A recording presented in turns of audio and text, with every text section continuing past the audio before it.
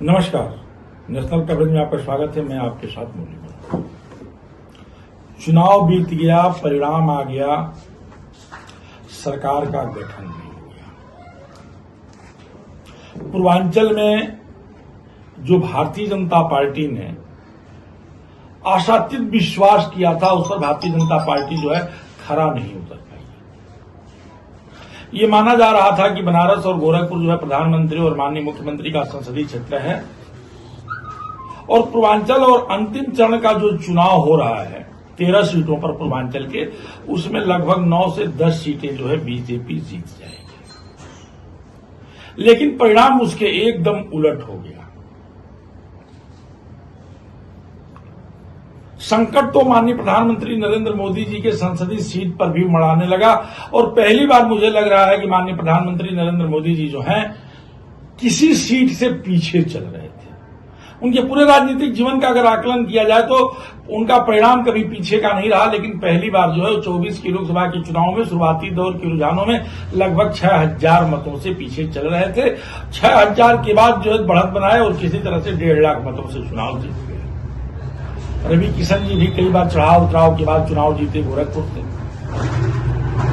देवरिया और बांसगांव को छोड़ दिया जाए तो सलेमपुर, घोसी, गाजीपुर, आजमगढ़, जौनपुर, अकबरपुर, प्रतापगढ़, ये सारी सीटें जो है समाजवादी पार्टी लेगी।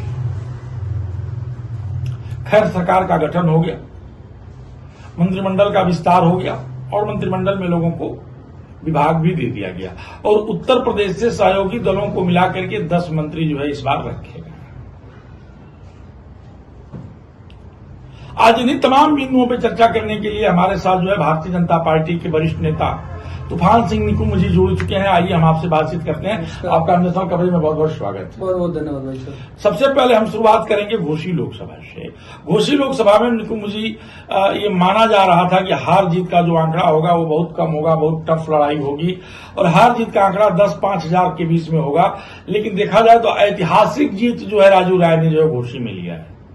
हार का सबसे बड़ा कारण घोसी में क्या हो सकता है? 4 कोई बिंदु हमको आप बताइए। 4 बिंदु, जैसे एक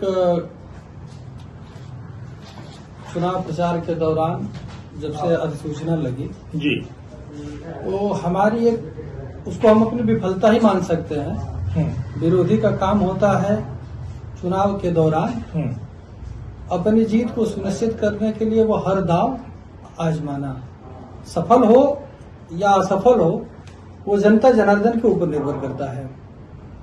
पहले कारण उसमें था कि कांग्रेस पार्टी ने आचार संहिता का उल्लंघन करते हुए जो गारंटी कार्ड का वितरण किया। चुनाव में आप घोषणा कर सकते हैं, लेकिन इस तरीके से ये केवल लुभावना होता है। जो कार्ड बस्तियों में बांटे गए, और दूसरा एक कारण था जो दलित समाज को गुमराह किया गया कि संविधान खतरे में है जी, संविधान बदल दिया जाएगा, सरकार बनते ही संविधान बदल दी जाएगी। दूसरा वो भी कारण, हम आपकी बात को मान रहे हैं, बीच में हम आपको रोकेंगे, लेकिन इस चीज को परम पूज्य योगी आदित्यनाथ जी महाराज, माननीय प्रधानमंत्री नरेंद्र मोदी जी, और 2 उप मुख्यमंत्री और पूरा कैबिनेट, पूरी भारतीय जनता पार्टी क्यों नहीं लोगों को समझा पाया कि ना हम संविधान बदलेंगे ना हम आरक्षण खत्म करेंगे?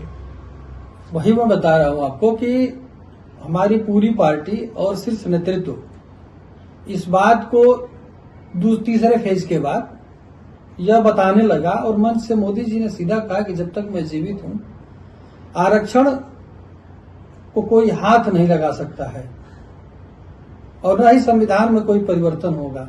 लेकिन जब तक, मैं आपको बताया ना कि कुछ कमियां हमारी थी, जिसको कि हम ग्रास रूट पे हमें यह अंदाजा नहीं था, या हम भापने में थोड़े अपने आप को असहज महसूस कर पाए, जब तक हम समझे वो अपना काम। ओम प्रकाश जी का बड़बोलापन भी जो है घोसी में हार का कारण बन सकता था। आपको क्या परसेंटेज लगता है कि इनका बड़बोलापन भी जो है कहीं न कहीं हार का बड़ा कारण रहा है? देखिए, जिस समाज के ऊपर ओम प्रकाश राजभर के बड़बोलापन से जिस समाज के ऊपर प्रश्न चिन्ह खड़ा किया जा रहा है, उस समाज के बूथ को उठाकर देख लीजिए तो हर बूथ पे सुभाषपा जीतती हुई आई है। बड़बोलापन से राजपूत समाज ही आहत हुआ था और उसी ने विरोध किया था। यह भी कहा जा रहा था कि जो भी वरिष्ठ और पुराने कार्यकर्ता हैं उनकी जो है उपेक्षा कर दी गई थी, उनको पूछा नहीं जा रहा था, नए लोगों को लाया गया था और नए लोग वो करिश्मा नहीं कर पाए जो करिश्मा होना चाहिए। इसमें कितनी सच्चाई है? अब चूंकि सारे वरिष्ठ लोगों को तो हम लोगों ने चलते हुए देखा जी, चुनाव के दौरान सारे लोग फील्ड में थे। अब दिल के अंदर किसके क्या रहता है। तूफान जी, एक चीज हम आपको बताएं, हम आपको रोकेंगे। मऊ जनपद में घोसी लोकसभा में भारतीय जनता पार्टी का चाहे कितना हूं बड़ा नेता आया हो, जिससे मैं मिलने का प्रयास किया, चाहे वो आपके जो है मिथिलेश कटारिया जी हों जो राज्यसभा सांसद हैं, जो आपके जो प्रभारी लोग यहां आए हुए थे, आपके दो डिप्टी सीएम आए हुए थे, सारे लोगों ने मुझे समय दिया और सारे लोगों का मैंने इंटरव्यू लिया। लोकल स्तर पे भी भारतीय जनता पार्टी का कोई ऐसा कार्यकर्ता और कोई ऐसा नेता नहीं है जो कि हमको इंटरव्यू न दिया हो, अपनी बातों को रखा न हो, मैं जिनसे मिलना चाहा हूं मिला न हो। लेकिन कहीं न कहीं आपकी जिला अध्यक्ष नूपुर अग्रवाल, मैं 1.5 महीने तक उनसे संपर्क साधता रह गया। जब भी मैं उनको फोन करके प्रयास करता था मिलने के लिए और इंटरव्यू लेने के लिए, तो कोई ना कोई बहाना करके नूपुर अग्रवाल जो है, जो आपकी भारतीय जनता पार्टी की जिला अध्यक्ष हैं, वो आती नहीं थी, इंटरव्यू नहीं देती थी। पूरा चुनाव बीत गया। आपके प्रदेश अध्यक्ष भूपेंद्र चौधरी जी आए हुए थे, मैंने उनसे मुलाकात की, लेकिन नूपुर अग्रवाल ने हक्का करके नहीं मिलने से इंकार कर दिया कि भूपेंद्र चौधरी जी आए हैं, आज मेरे पास टाइम नहीं है। तो कहीं न कहीं जो है कि बड़ी कमी रही है आपके जिला अध्यक्ष नूपुर अग्रवाल के पास। देखिए, शीर्ष नेतृत्व के द्वारा कार्यकर्ताओं की उपेक्षा हुई, कार्यकर्ता आहत हुए। मैं ये नहीं कहता कि कोई भी नेतृत्व करता है, कोई भी जिला अध्यक्ष हो, वह मास में वोट लेकर चलता है, लेकिन कार्यकर्ता किसी भी संगठन के रीढ़ की हड्डी होती है। अगर जिला अध्यक्ष अपने दायित्वों का निर्वहन स्वच्छता से करती तो आज यह दिन घोसी की जनता को देखना नहीं पड़ता है। कार्यकर्ता उनकी कार्य पद्धति से, जब से वो जिला अध्यक्ष बनी है तब से कार्यकर्ता उनकी कार्य पद्धति से आहत हैं। पूरे चुनाव का आप परिक्षेप उठाकर देख लीजिए कि कोई भी कार्य, आप जिला अध्यक्ष हैं, परिवार के मुखिया हैं, आपका दायित्व बनता है कि आप कार्यकर्ताओं को संजोएं। जो नाराज कार्यकर्ता हैं या जो वरिष्ठ कार्यकर्ता हैं, उनको उनके जिम्मेदारियों का एहसास कराते हुए उनको कार्यों जिम्मेदारी एक चीज हम आपको बताते हैं, मुझे भी राजनीति का बड़ा अनुभव है। लगभग हमको 20-24 साल पत्रकारिता करते होंगे और कहीं न कहीं मैं राजनीति में भी घूम करके रहता हूं। जब लोकसभा का चुनाव सर पर हो और 70 घोसी लोकसभा एकदम ऐतिहासिक सीट बन चुकी हो, ऐसे में 0.6% से भी कम मतदाता वाले अगर किसी व्यक्ति को जिलाध्यक्ष बनाया जाता है, तो आपको नहीं लगता है क्या कि विजय रथ को जो है विजय रथ को आगे नहीं बढ़ाया जा सकता, उसे वो रुक जाएगा। देखिए, जिस पार्टी के जिलाध्यक्ष का वोट ही पूरे लोकसभा में 4 से 500 है, ऐसे महिला को जिलाध्यक्ष बना दिया गया। आपको क्या लगता है? यह हमारे संगठन की, मैं एक तरीके से कहूंगा कि अचूक थी। महिला के नाम पे अगर महिला ही आपको बनाना था तो देखिए, संगठन में हर कार्यक्रम, पद का आवंटन, प्रत्याशियों का चयन जातिगत आधार पर होता है। यह हिंदुस्तान की सच्चाई है।